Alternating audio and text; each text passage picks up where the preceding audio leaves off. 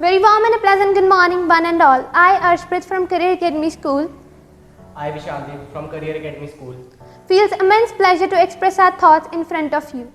Dr. APJ Abdul Kalam, the inspiration for the young youth,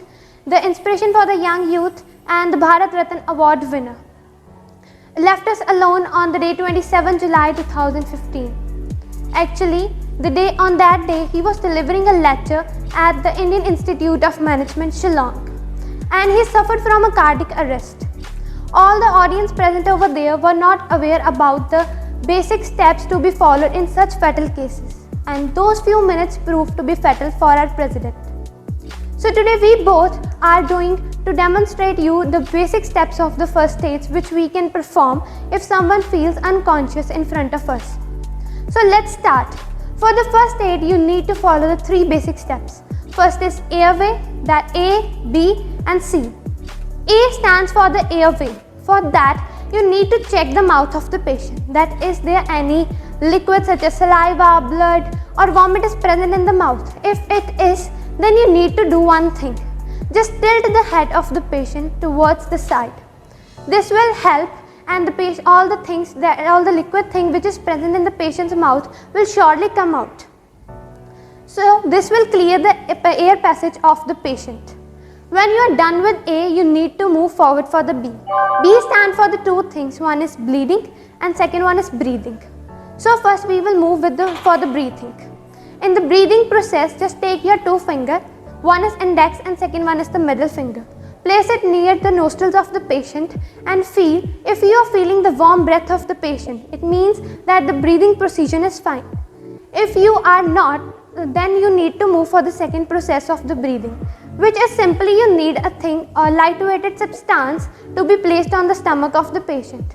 If there is a upward and downward movement observed by you in that light-weighted object, it is fine with the breathing process again. So this was all about breathing, but then it comes the turn about bleeding. For the bleeding, you need to check that whether there is any cut or wound on the patient's body.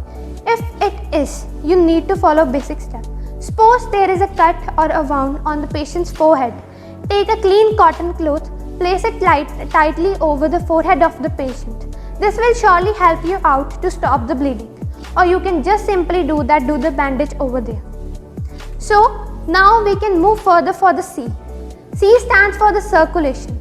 Circulation is very needed to be checked while doing the first aid. For that, take the wrist of the patient and check the pulse rate. So you need to just check the pulse rate for the first 10 seconds and then multiply it with the 6 to get the pulse rate of the patient for the first 1 minute. So my partner will tell you the patient's pulse rate for the 10 seconds.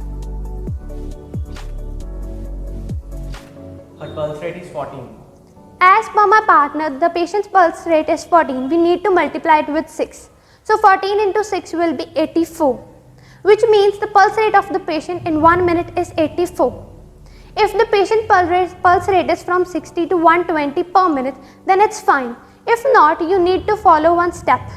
Just hold the legs of the patient, raise them upwards. This will help you to improve the circulation of the patient towards the brain, because in many of the cases we find that the patient becomes unconscious or suffered from the brain damage. But here you need to remember one thing, that never ever place anything under the head of the patient, because it will affect the circulation of the patient. So this was all about the A, B and C. But if still the patient is unconscious and not feeling well or not responding to you, then the thing you can do is CPR. CPR combines of the two things. First is heart compressions and second is rescue breaths. Heart compression means that you need to give the heart compressions to the patient for doing the CPR process along with the rescue breaths. For that, you need to know the correct placement of the heart in the body of the patient. So find the sternum bone of the patient in the chest, in the front side of the chest to which the ribs are connected. Place your 4 fingers on the left side of the sternum bone and you will be able to find the heart placement in our body. Then just straighten your arms, interlock your fingers and start giving the 30 heart compression to the patient. Continue till 30 and then you need to give the rescue breaths. For rescue breath, always breathe through your mouth, because many of the time it happens that when you breathe through the nose, the air directly goes into your lungs. It will not help you out to give the rescue breaths. So while doing rescue breaths, always breathe through your mouth. So this was all about the CPR and the first aid. And then if your patient need to go to the hospital, so you need to tilt the patient into the recovery position. For that, follow the arms of the patient, place them in a correct position, and then hold the legs and the back of the patient and tilt it towards the side. The recovery position should be fine of the patient when you needed it to go towards the hospital. So your patient should be in such a position if you are waiting for any ambulance or any another vehicle to be taken to the hospital. So this was all about the first aid and the CPR. I hope that if you found someone in your surroundings in such an unconscious condition, you will always help him or her out. Thank you and have a nice day.